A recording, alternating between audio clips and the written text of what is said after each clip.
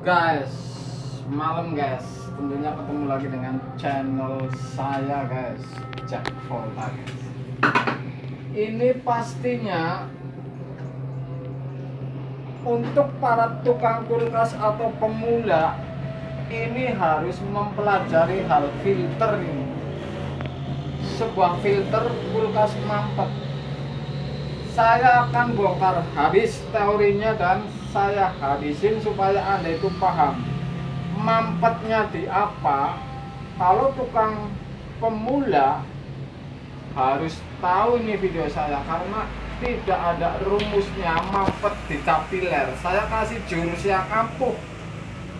Ada kemampetan di kapiler, hanya saja itu di atas 7 atau 5 tahun, itu pun termasuknya 100/2 atau 300/4. Paling jarang ini kalau di kapiler itu mampet. Jadi sebuah kapiler ini sering sekali terjadi bahwa kulkas baru 1 bulan mampet. Setelah saya uji, saya teliti, ternyata bukan di kapiler. Tapi saya akan cerita dulu. Janji yang super manis tiada lawan itu adalah janji orang yang sedang bercinta, pacaran atau dengan pacar Anda. Itulah yang disebut gombal guys. Saya terusin. Kapiler ini di kulkas itu panjangnya itu titik 0 sampai 120, 180, 160 cm. Oke? Dengan saya bicara kulkas bukan freezer ya.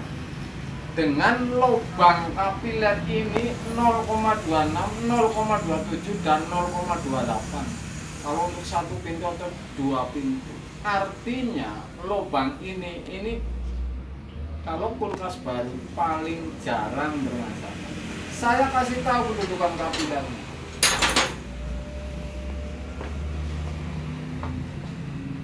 Ini adalah kapiler yang masuk yang dari filter guys, oke? Ini pipa kecil ini.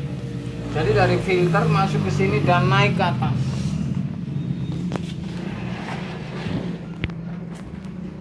Keluarnya di sini guys. Oke. Jadi saya akan kasih tahu teori bahwa mampet di mana, saya kasih teori. Luar biasa. Ini pemula atau yang sudah bermain dengan servis kulkas ini sebenarnya harus tahu. Ini jarang dimiliki penelitian seperti ini, penyebab dan caranya mengatasi kemampetan. Sebuah filter ini, oke? Ini filter kosong guys, oke?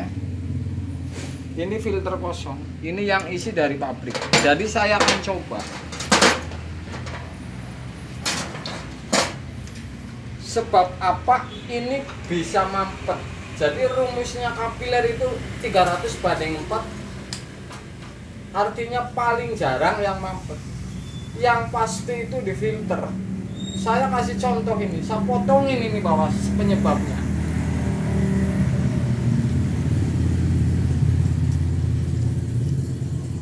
Penyebab mampetnya kulkas.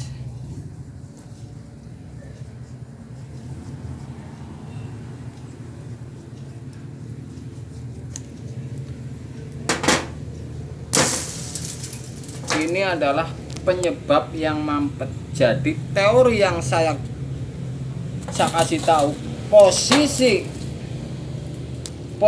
ini merapat di filter, jadi tidak ada rongga keluar untuk ke kapiler. Ini teori saya yang sudah saya uji. Jadi keramik ini penyebabnya pada saat kompresor berhenti istirahat, ini menumpuknya ini tepat merapat sehingga nggak keluar sampai ke kapiler. Ini penyebabnya. Jadi bukan di kapiler, jelas-jelas di filter. Langkah-langkah ini karena saya sudah uji, saya tidak pernah dari dulu itu mengganti filter ini dengan filter yang isi. Pasti saya ganti filter yang kosong. Satu, alasannya sudah pasti lancar sirkulasinya ke kapiler. Kedua, kalau seperti nafas, kalau plong tidak ada hambatan seperti keramik, pasti si mesin itu nggak bakalan pengap guys, karena tenaganya langsung plong. Bahasanya begitu. Jadi lebih plong daripada yang berisi, artinya lebih disaring. Tentu saja saya aman karena udah saya uji si kapiler ini ganti yang kosong, ampernya merendah, sirkulasinya cepat. Itu yang sudah saya uji karena saya tukang servis. Oke. Kelemahannya ada satu, yaitu di sebuah evap ini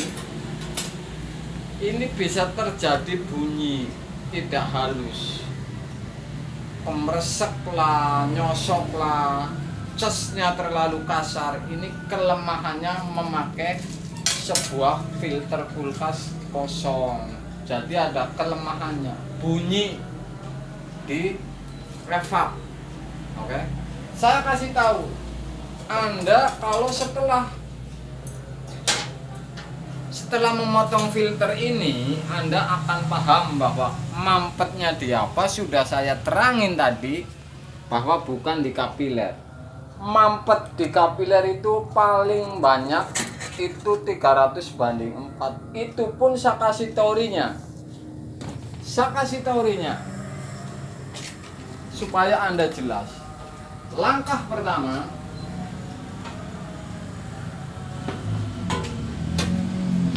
kalau sudah di belakang dirakit dengan sebuah filter, disambungin ke kapiler,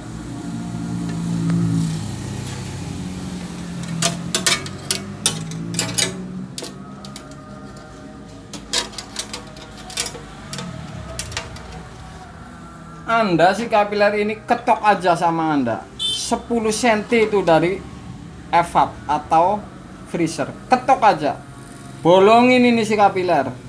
Ini juga dibolongin. Ini artinya belakang sudah disambung dengan filter. Ini diketok 10 cm, dilobangin, ini juga dilobangin. Mesinnya hidupin. Oke. Isepnya masih tertutup. Semua isep di kompresor masih tertutup. Jadi kalau ini dipakai korek ternyata ketarik lubang ini, pada saat kompresor dihidupin lubang ini, titik 10 cm diketok dilobangin, ini kesedot ke sono, sudah pasti ini lubangnya lancar. Langkah kedua, kalau dilobangin di sini, mesinnya dihidupin, kulkasnya ternyata nyembur, sudah pasti lancar. Kalau 10 cm ini dihidupin ternyata ini tidak ketarik, sudah pasti mampet di ujung masuknya ke evap.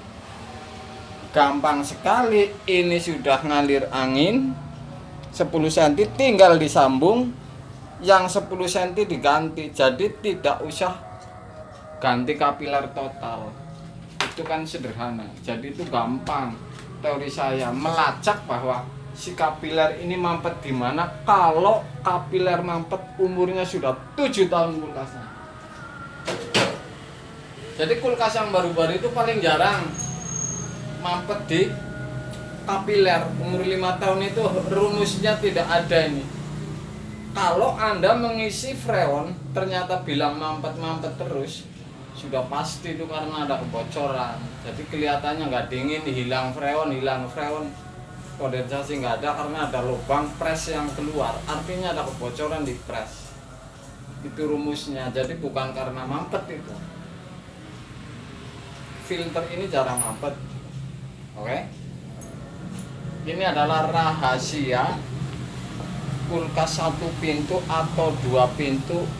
Kalau mampet, Anda kasih tahu jurusnya, tonton 3 video saya, Anda pasti bisa guys. Malam guys.